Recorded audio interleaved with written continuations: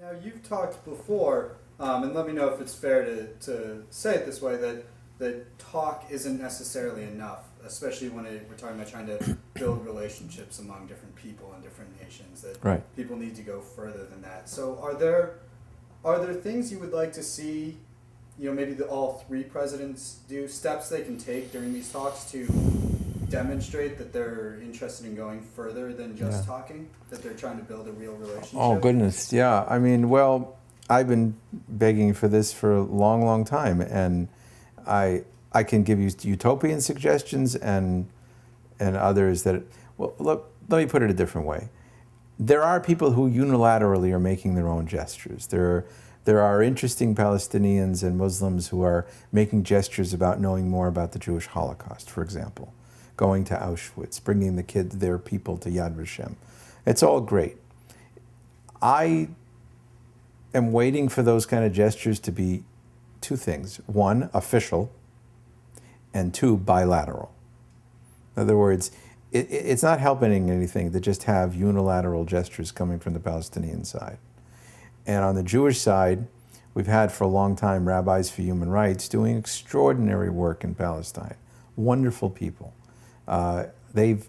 Rabbis for Human Rights is on their own, in the most controversial and difficult places, at the risk of their health, they've planted over 50,000 trees on Palestinian lands in order to defend those lands from being taken. So, there's great gestures going back and forth between these peoples. We need it to be official.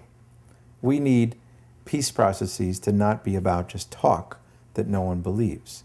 I met with George Mitchell, with Senator Mitchell a few times, and I've written this, and I met with Arafat, and I met with other heads of state, and I've always begged for the same thing: actions that accompany negotiations, actions that are bilateral, actions that are meaningful, actions that have emotional power. So right now it's all haphazard and it's individuals. And I would love to see the President of the United States and Senator Mitchell tell them behind closed doors, we need gestures, and we need to agree on what those gestures are, and they have to be gestures that are powerful enough, that are very meaningful to people on both sides. What kind of and here's a gestures list. do you think would be appropriate? Exactly some of the things that I was saying, mostly on honoring other people's culture, honoring other people's pain and suffering, generosity, generosity to, in terms of prisoners and other things, whatever you can be generous about, so that, for example, if Israel could make an enormous gesture of generosity for many, many prisoners that it has.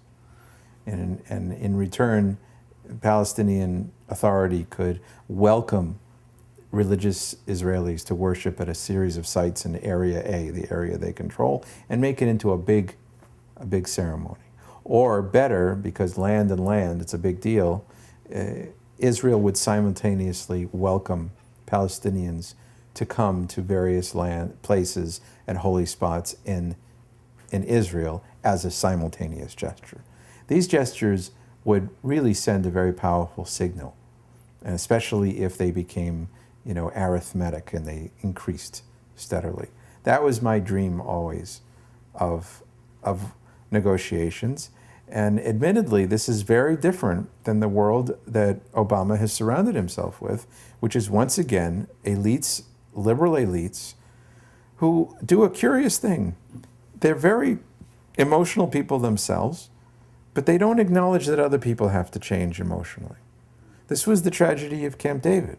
You had people intimately related with each other, working on change. You had people like, Rabin getting to know Arafat, and they didn't have any mechanism for people on the ground to do that simultaneously. And you can't do that. You can't have Sadat come to Jerusalem and not expect rage on the Muslim streets unless a lot of people go back and forth.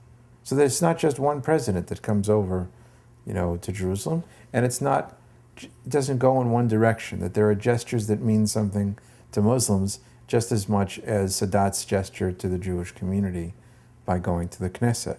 You need to have simultaneous and equal acknowledgement of people's identity, their culture, their pain, their hopes, their aspirations, their sense of justice, all of that. And are these the type of things that, one, you think are the presidents themselves realistically would be interested in these type of gestures? Well, that's where I think that the third party is really important, because I think if Senator Mitchell and President Obama say it's important, then it becomes important. And if they can get other European partners and others to say the same thing, then it makes a big difference. Okay. And what would you, if you had the chance to sit down with President Obama before this to give him advice, what would you tell him?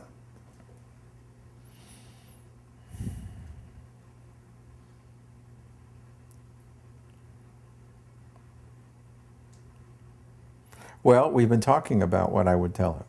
So, I mean, I would give him the suggestions about the bilateral gestures that go along simultaneously with the process.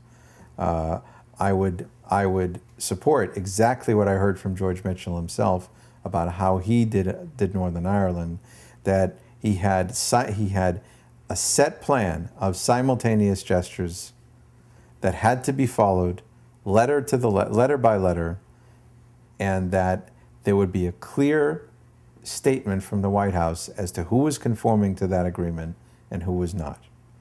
If they could do that here, it would make a big difference.